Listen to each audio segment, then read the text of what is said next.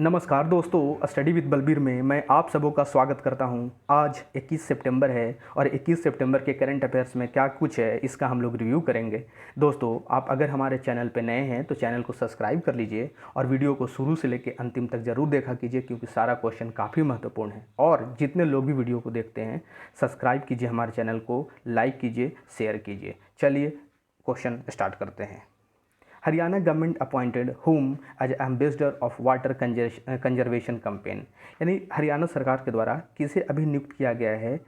वहाँ पे एक अभियान चलाई जा रही है हरियाणा सरकार के द्वारा, वाटर कंजर्वेशन कैंपेन, यानी कि जो जल है उसको संरक्षण अभियान। इसके एम्बेसडर बनाए गए हैं मनिका सेवा कंद को। मनिका सेवा कंद जो हैं वो फेमिना, याद रखना है आपको, फेमिना मिस इंडिया 2020 से के विजेता हैं ये। बात करेंगे हरियाणा के तो बंडारू दत्तात्रेय जी यहाँ पे गवर्नर हैं, ध्यान रखना है, और CM Manohar Lal Khattar. Next, former football player Jimmy Greaves passed away at 81 years, he was belongs to which country. कहने का मतलब है कि एक फुटबॉल के प्लेयर थे जो नाम था इनका जिमी ग्रीव्स, तो इनकी अभी मृत्यु हो गई 81 साल की उम्र में। तो कौन से देश के ये प्लेयर थे? तो ये थे इंग्लैंड के प्लेयर थे। और इंग्लैंड में जो 1966 का जो वर्ल्ड कप इंग्लैंड ने जीता था उसके इस टीम में भी ये शामिल थे। तो आपको ध्यान रखना है, ये कुल 57 गोल जो है वो उन्होंने इंटरनेशनल मैच में लगाया है। Next, who has become India 70 and latest chess grand master, यानी जो 17, बात करेंगे 17वें यानी 70th जो और सबसे लेटेस्ट जो चेस के ग्रैंड मास्टर बने हैं वो कौन बने हैं? तो वो बने हैं आर राजा ऋथिक। ये वारंगल से हैं, ये भारत के तेलंगाना जो राज्य है, तो तेलंगाना का जो शहर है वारंगल, वहाँ के ये खिलाड़ी हैं। बात करेंगे जब ये 70 नंबर के हैं, यानी कि जो 17वां नंबर है उसके हैं, तो 69 नंबर में कौन थे? 69 नंबर के जो ग्रैंड मास्टर थे वो थे हर्षित राजा। अर्जुन कल्याण 68 यानी जो 68वां हुआ था उसमें थे। और लियोन मैंडोनका ये 67th के थे। तो आपको मैंने चारों यहाँ पे जो लेटेस्ट के जो ग्रैंड मास्टर हैं, जो पिछले ग्रैंड मास्टर रह चुके हैं, उसका मैंने चारों दे दिया है, तो आपको चारों को ध्यान रखना है। Next, 15th India Nepal joint military training exercise Surya Kiran begins at which place. कहने का मतलब है कि 15वां जो नेपाल और भारत के बीच में एक एक्सरसाइज होती है मिलिट्री की, एक अभ्यास होती है, मिलिट्री की अभ्यास होती है जिसका नाम है सूर्य किरण। तो ये कौन से स्थान पे हुआ है? तो ये हुआ है पिथौरागढ़ में। पिथौरागढ़ जो है वो कहाँ है? उत्तराखंड में। Option number C. इसमें भारत और जो नेपाल की जो आर्मी है उनके बीच में ये एक्सरसाइज होती है। और ये भी ध्यान रखना है कि ये 15वें नंबर का था, 15वां एडिशन था इस एक्सरसाइज का। Next, which state government has declared copper mahseer as a state fish. कहने का मतलब है कि किस राज्य के द्वारा अभी जो है वो घोषित कर दिया गया है कॉपर महसीर, जो एक मछली होती है, उसको अपना स्टेट फीस, यानी राज्य की मछली। तो कॉपर महसीर को अभी जो किया है वो किया है सिक्किम के सरकार के द्वारा। सिक्किम में अभी ये मछली रहेगी राज्य की मछली के रूप में। और यहीं पे अगर बात करें तो जो कैटली है इसका लोकल नेम वहाँ पे जो बोली जाती है सिक्किम के अंदर, वो बोली जाती है इसको कैटली। और इसका जो साइंटिफिक नेम है, जो वैज्ञानिक नाम है इसका, वो आपको ध्यान रखना है, काफ़ी इसका थोड़ा नाम टेढ़ा है, नोलिसा काइलिस हेक्सा गाइनोलेपिस। तो आपको इसे ध्यान रखना है, काफ़ी ये नाम टेढ़ी है। चलिए आगे बढ़ते हैं। International equal pay day is annually observe on which day. कहने का मतलब है कि हम लोग अंतर्राष्ट्रीय जो है वो इक्वल पे डे कब मनाते हैं, किस तिथि को मनाते हैं? तो वो मनाया जाता है 18 सितंबर को। 18 सितंबर को हम लोग मनाते हैं और ये दूसरी बार हम लोग इसे मनाए हैं, यानी कि 2020 से इसे शुरुआत किए हैं। यूनाइटेड नेशन इसे 2020 से मना रही है। तो आपको ध्यान रखना है, काफ़ी महत्वपूर्ण क्वेश्चन है ये, क्योंकि जितनी भी जो रिसेंट में जो भी डेज को सेलिब्रेट किया जा रहा है उसे आपको ध्यान रखना है। Next, international coastal cleanup day 2021 is observe on which day. कहने का मतलब है कि जो अंतर्राष्ट्रीय जो तटीय सफाई दिवस होती है, यानी समुद्र का जो किनारा होता है, जो तट होता है, उसकी सफाई दिवस जो है वो कब हम लोग मनाते हैं? तो वो मनाया जाता है जो सितंबर का जो थर्ड वीक होता है, सितंबर के थर्ड वीक का जो सैटरडे होता है उसके उसी दिन हम लोग मनाते हैं। तो इस बार 18 सितंबर था, तो इसका आंसर हो जाएगा 18 सितंबर। फिक्स नहीं है, ये वैरी करते रहता है, क्योंकि हम इसे सितंबर के जो थर्ड वीक का जो सैटरडे होता है उसमें मनाते हैं। वहीं जो अंतर्राष्ट्रीय रेड पांडा है उसे भी 18 सितंबर को मनाते हैं, और वो भी इस बार मनाया गया है, ये भी वैरी होते रहता है। इसको भी जो है वो हम लोग मनाते हैं जो थर्ड वीक जो सितंबर का है उसके दिन, जो सैटरडे होता है थर्ड वीक सितंबर का, उसी के दिन।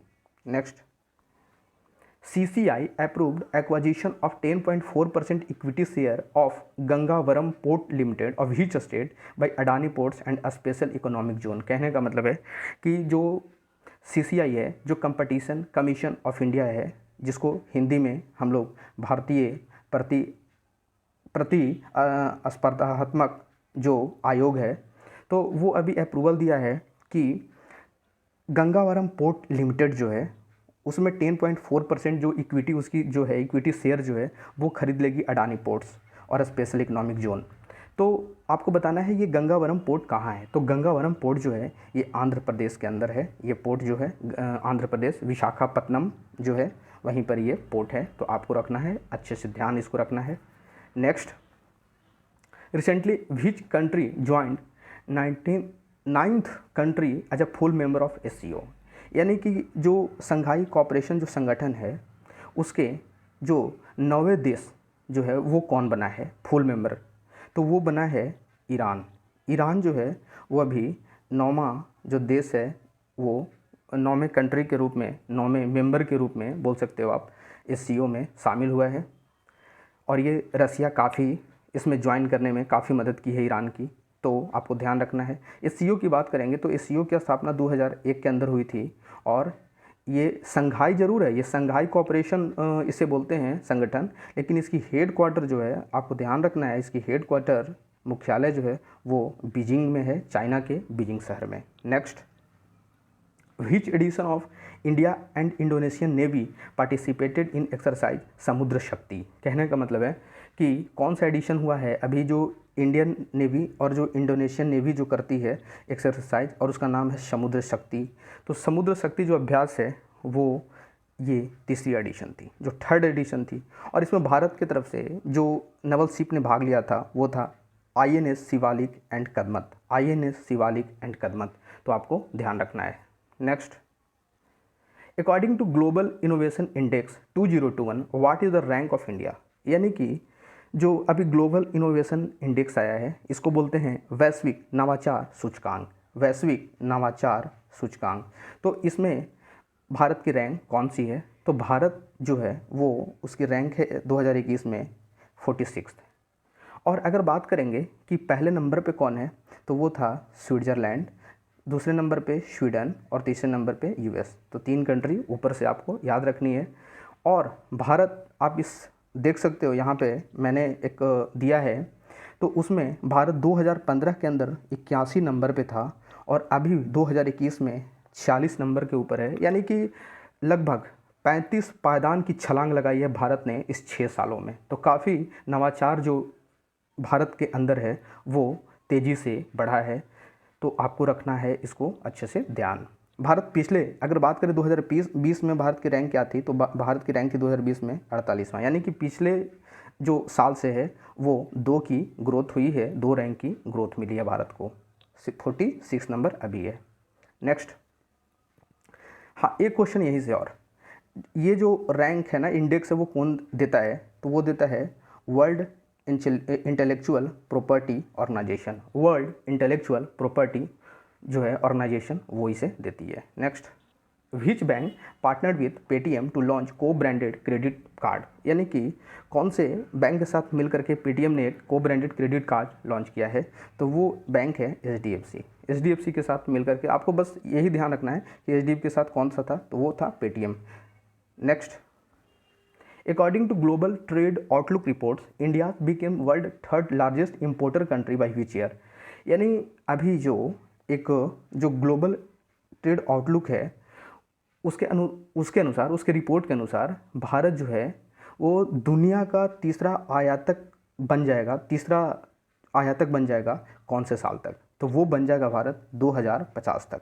भारत यानी आयातक का मतलब ये समझिए, ये होता है कि हम सामान को दूसरे देश को बेचते हैं। निर्यात का मतलब हम उसे खरीदते हैं। तो भारत तीसरे नंबर पे बन जाने का मतलब है कि हमारी जो इकोनॉमी होगी काफ़ी स्ट्रांग हो जाएगी, काफ़ी मजबूत हो जाएगी।